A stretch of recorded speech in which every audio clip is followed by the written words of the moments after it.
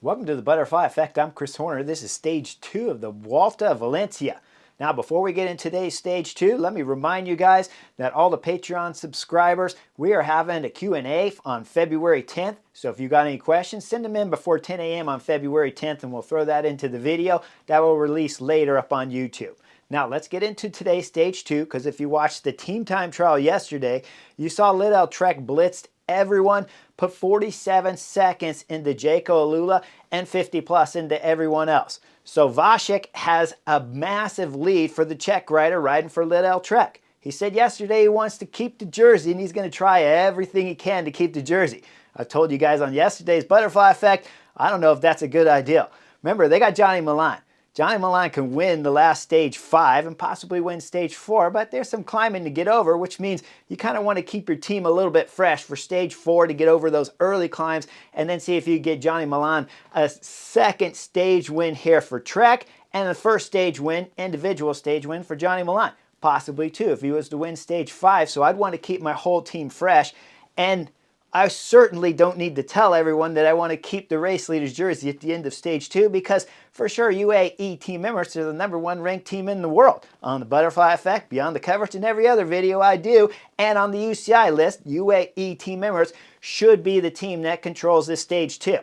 Okay, when the cameras come on, we see 2 riders in the front. It's Kopecky from Novodisc and Fernandez from Burgos BH. They got a small gap there, so we see UAE team members are pulling on the front behind. And we're on the Col de Radis. They're going from the north to the south over Col de Radis.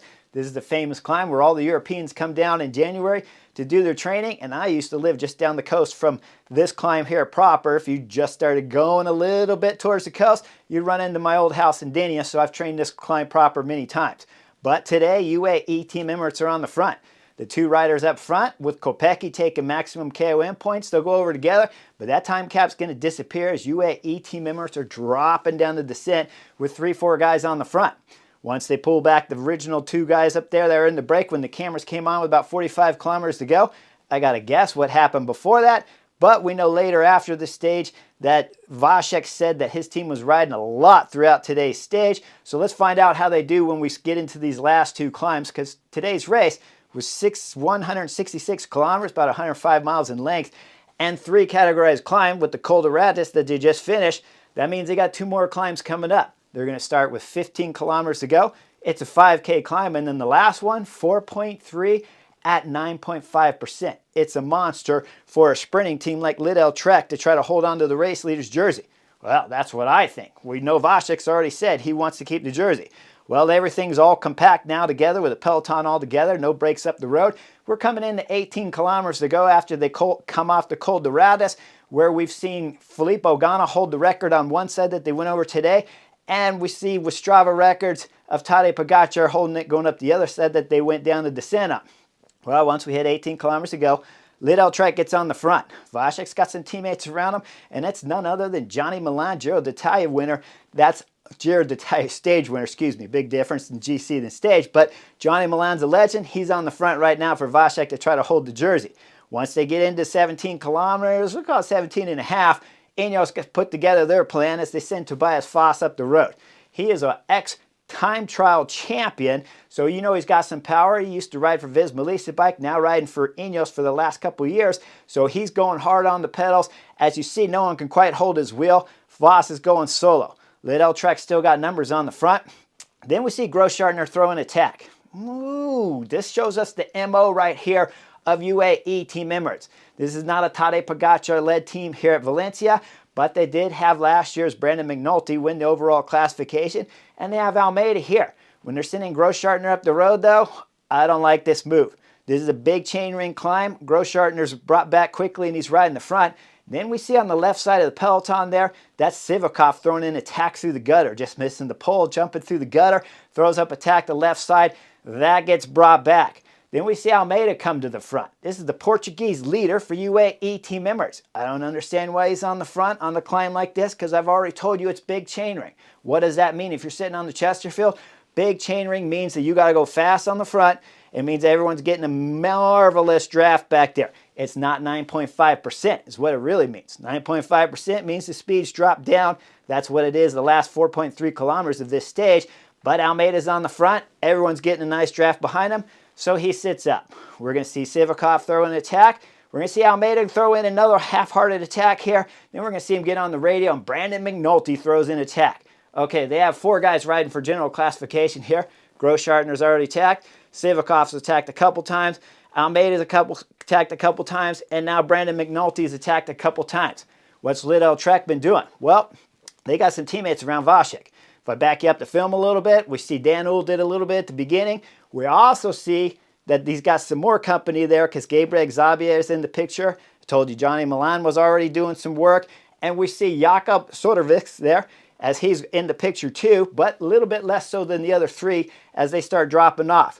But I did see Vasek have to close some gaps as we're getting near the top of this KOM. Now we're coming into about 10 kilometers to go as they hit the KOM here. As they do, we see at the top, it's Foss still holding the gap here.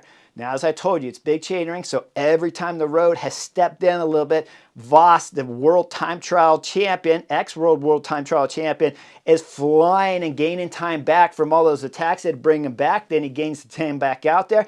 We'll give him about 15 seconds at the top of this KOM. Then behind, things start falling apart for UAE team members.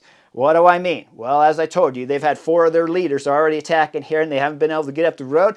That means they've been in the wind at big chainring efforts, and everyone's got a draft behind them. Well, now we see the attack from Movistar. It's Ivan Romero up there throwing an attack, and it's Peo Bilbao from Bahrain Victorious that's following the Movistar rider at the front. The problem with this move, it's starting to drop downhill. Now, if we back the film up, we'll see Santiago Buitrago is following a bunch of attacks coming up this climb too, but now it's Peo Bilbao going up the road. I told you yesterday on the Butterfly Effect, that's one of their GC guys. Jack Haig's the other one, Lenny Martinez is one of them, and Santiago Buitrago is the other. So Bahrain Victorious have 4 guys that are in this front group too, but Peo Bilbao is going up the road. He'll bridge up with Ivan Romero there from Movistar as those 2 start getting the gap behind what's happening in the back. Well, it's Lenny Martinez from Bahrain Victorious on the front, slowing it down as they're dropping down the descent. See, as they're going through that roundabout there, Lenny Martinez is slowing down the front. And the 3 UAE Team Emirates riders that are left in this front group, we'll call it about 20, sometimes 17 riders. Those 3 riders is Brandon McNulty, Almeida, who's at the back, and Sivakov, who's a little bit over to the left, upper part of the peloton there as they're coming through the roundabout. Now, Lenny Martinez is slowing it down, which means those 2 riders are flying up there. And it was 9.5 kilometers ago when they started the attack. Now they're coming up to Foss, and it's about 6.5 kilometers to go. As they reach Foss, we'll see Ivan Romero there's doing some pulls with Santiago Buitrago, at least for the moment. But we'll see Foss from Ineos now is in a predicament. Before it was great for his team, but right now, he's been going solo since 17 kilometers to go. We're under 6 kilometers to go now, so wisely, he's sitting on the back of those 2 riders in front. What's happening in the back? Well, I told you Lenny Martinez was slowing it down. I fast forward a little bit after that. We'll see a little bit of rotation with Ben O'Connor from Jaco Lula on the front, and we'll see Vlasov from Red Bull Bora Hansgrohe on the front too. But look over to the right, just behind those, sitting in 2nd and 3rd. Well, that's Bahrain Victorious, and that's Team Ineos. That means those guys aren't going to work because they got 2 out of the group of 3 in front. So there's no rotation there because UAE Team Emirates have allowed some of the enemies there that are up in the road that are going away right now, gaining time on the peloton. They're sitting too far back. So Almeida's getting on the radio. He's getting on the radio about 5.5 kilometers to go before they get into the finish of today's stage, but the real climb starts at 4.3, so there's not a whole lot of time, and they're losing time to the group of 3 up front. Well, with the radio chatter right there and looking back over his shoulder, Almeida, he's calling up Sivakov to come to the front. Now, why did it take so long? 9.5 kilometers to go. We're at 5 kilometers to go now, and Sivakov's getting on the front. Only problem is with 4.3 kilometers to go, it's a hard left turn. The road narrows, and this is the start of the last and final climb of stage 2. Monster steepness at 9.5 average for 4.3 kilometers. This is why I think Vasek has no chance, but right now he doesn't believe me. He said he wants to keep the jersey, and he's doing a fantastic job so far of having teammates help and always staying near the front, covering the important moves that he had to follow when there's multiple teams at the front. But right now he knows there's no UAE team members up there, so he's just following the group. Back to film up just a little bit. Look how wide the group was before UAE team Emirates got on the front. That means Vasek's resting his legs on all these false descents before we come in the 4.3 kilometer to go.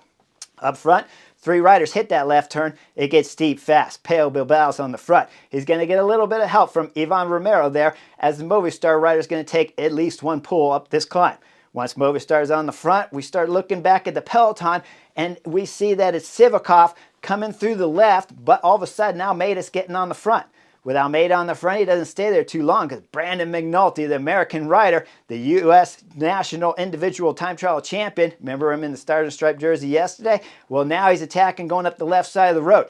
But he's got some company because Santiago Buitrago and Vlasov from Red Bull Bora Hansgrohe there. We start looking further back, though. Who's chasing back there? It's Lidl Trek. It's Jakob. Jakob Sorgvest there is pulling on the front for Vasek that's holding second wheel. Jakob's having a fantastic ride. He's going to close up to the 3 riders in front with Brandon McNulty leading it. Now we go up to the first 3 riders here in the breakaway, and we're going to see Foss is starting to fall apart with about 3 kilometers to go. As Foss is dropping back, Brandon McNulty's just about done with his legs, but before he's done, we start seeing it getting thinner and thinner back there. But now it's time for Almeida to go to the front. Once Almeida gets on the front, well, it's starting to go fast, and as he's pulling up to about 2.5 kilometers to go, well, he's reached the back wheel of Foss. Tobias Foss, now who dropped out of the group of 3, well, now he is an ally to UAE team members. See how fast things change in sports? Well, right now, Foss knows he's got to go 100% because he's got our Ensman in this group and Carlos Rodriguez, and the 2 riders up front being led by Pello Bilbao going full gas. With Foss pulling on the back there, he's going to drill it for a few hundred meters. I'll call it about 4, maybe 300 meters, but he does a fantastic job as he pulls off. That means Almeida got a little bit of a rest, but it's time for the diesel engine from Portuguese to start riding on the front again. Once he starts riding, everybody starts coming apart in the back because it's Vasek that's hurting. He's sitting about 5th wheel. Now he's opening up the gap. We look at Almeida looking back over his shoulder. He knows he's got to go full gas because you got to gain back 50 seconds on Vasek, and you still got to catch Pello Bilbao and Ivan Romero up front. Well, Romero, you don't have to worry about too much because Ivan's going to drop off from the speed of Pello Bilbao. So Almeida's coming up fast to the back wheel to Ivan Romero there as he's coming up to the left bend. Romero's keeping it tight, and everyone's tired and not seeing straight, and you start to wonder if these 2 are going to bump. They don't, as Ivan from Movistar moves over to the right. That leaves just enough room for Almeida there to squeeze through on the left side. Cepeda's there from Movistar, so you don't want to close it off too much. And Santiago Buitrago's there. But Santiago Buitrago, he's just hitching a ride right now because Pello Bilbao's up there going solo. As Pello Bilbao's going solo, the gap is close. They're coming up on the heel, and they're in the picture and out of the picture with the speed of Almeida. Everybody else on the general classification has started to blow up, though, with the move with Vasek once he dropped 2. I mean, we're talking about Ineos are going out the back with our Ensman and with Carlos Rodriguez. Brandon McNulty's been dropped 2, but Almeida's still drilling it on the pedal. He's in a bit of a predicament, though, because he can't quite pull back Pello Bilbao, and he's got his teammate Santiago Buitrago on his wheel along with Cepeda. Now we're coming into 650 meters to go. Santiago Buitrago's like, okay, I've hitched this ride for long enough. I'm taking off. He throws in an attack on his 2 companions and bridges up quickly up there to Pello Bilbao. Within a couple hundred meters, he's caught on to Pello Bilbao, and he's dropped his teammate. Now he's going solo. What's happening in the back? Well, Almeida has dropped Cepeda there from Movistar, so he's solo. So we got one chasing one teammate, chasing another rider, Almeida from UAE team members, and Cepeda back there trying to struggle to hold on to some kind of gap here. Remember, there's general classification and stage possible victory up here for Santiago Buitrago, but they started 1 minute and 12 seconds back on the general classification after the team time trial of stage 1. So Santiago Buitrago cannot afford to wait for Pello Bilbao, and he certainly cannot afford to wait and give his teammate the stage win who set this all up. So Santiago Buitrago's throwing everything into it. He's coming in about 250 meters to go. He's got a gap on his teammate and holding a steady gap on Almeida. As we come into 100 meters to go, he's coming up to 75, and now he's out of the pedal, stroking for every bit of strength he can find on the pedals and on the bars, as each stroke of the pedal is pushing him further up the road here and gaining time on the race leader's yellow jersey of Vasek. Now, as Santiago Buitrago looks back over his shoulder one more time, sits down, crosses the line with one finger in the air, Santiago Buitrago has won stage 2 of Valencia. But has he taken the race leader's yellow jersey? Well, we look just behind him. It's his teammate, Pello Bilbao, crossing the line in 9 seconds back. And then third back there is going to be Almeida crossing at 13 seconds back. Well, Almeida is possibly taking the race leader's jersey here too, but we don't know for sure. We got to wait until we start seeing 50 seconds go by. Then it becomes 57 seconds. And all of a sudden we see it's the race leader, Vasek, coming around the corner there from Lidl-Trek. He's struggling with everything to try to keep the race leader's yellow jersey. He'll cross the line for 13th spot, 57 seconds back, like I told you. Is it enough to hold the jersey? Well, we have to wait a long time, and even there's an interview from Vasek where he believes he lost today's jersey. He's talking about it. They rode everyone on the wheel there and rode it all throughout the stage here, but he was still happy with his ride. But then later we know that he ends up taking the race leader's yellow jersey by 2 seconds over Almeida there from UAE Team Emirates. Even with the time bonus for third place, Almeida couldn't quite take the race leader's yellow jersey. So who was the knucklehead? Maybe it was B from my tactics saying, what are you guys thinking about trying to keep the race leader's jersey? I still don't believe it was a good plan. I still would stay with what I told you guys yesterday, but Vasek had an amazing ride. He suffered like crazy, and if I put it in perspective with his 13th place on today's stage to hold on to the race leader's yellow jersey, when you start looking who's behind him, well, there's a host of talented riders behind him because Ben O'Connor's behind him. Jai Hindley's behind him. Vlasov's behind him. This kid at 22 years of age, and I remember him from the Vuelta a España last year where he got second to Wout van Aert. He suffered big time to be able to keep the race leader's yellow jersey. Now, would I done it? No, I wouldn't have done it. I told you guys yesterday there's no way I would do it. It's too high of a risk to think you're going to keep the race leader's yellow jersey with this kind of talented field. But it is the first race here for a lot of these European pros over here, and it's the first mountain stage. So he's fresh, he's motivated, he's got a race leader's jersey. So what does he say in his later interview after he realizes that he kept the race leader's yellow jersey here? Well, he wants to keep it. He says he wants to keep it, and it sounds like he wants to keep it to the end. That means tomorrow his whole team has to ride again on the front for stage 3. It's a tall order for Lidl-Trek, and that could mess up their legs coming in to the later stages of 4 and 5 when they're trying to keep things together in 4 and when they're trying to lead out Johnny Milan on stage 5. Well, we're going to have to see how it plays out here at Tour of Valencia. So make sure you like and subscribe, and I'll see you guys for tomorrow's stage 3, the second mountain stage here at Valencia. Remember, back-to-back mountain stages have a little bit more effect on a big guy when you're 6'2", 165 pounds, and your name's Mateusz Vasek. It was a fantastic ride today, but it was also a great ride from Santiago Buitrago from Bahrain Victorious. UAE team members, how did I like their ride? I didn't like it at all. With a 9.5% climb, all you got to do is have Grossschartner and your other teammates, specially named Sivakov, ride all the way up that first category climb from 15 to 10 kilometers to go, control the group going down the descent, bumpy, lumpy, and bumpy parts, and then get you into 4.3 kilometers to go and light it up. Then let Brandon McNulty and Almeida do their job. It's Tactics 101, guys. You want the racing to be the steepest and hardest for your best riders on your team at any given race, assuming you believe they're better than anyone else in the race. You want them to keep it together. 4.3 kilometers to go. Drill it as hard as you can for a few hundred meters, and then let Brandon McNulty go to work with Almeida to try to win the stage. I put Brandon McNulty on the front and drill it 100%, and then let Almeida, the diesel, go to work for Portugal, because we know after we saw him today, he's got a good shot here of winning Valencia. Santiago Buitrago does, and Vasek thinks he does for Lidl-Trek too. So like and subscribe. I'll see you guys on the next edition real soon.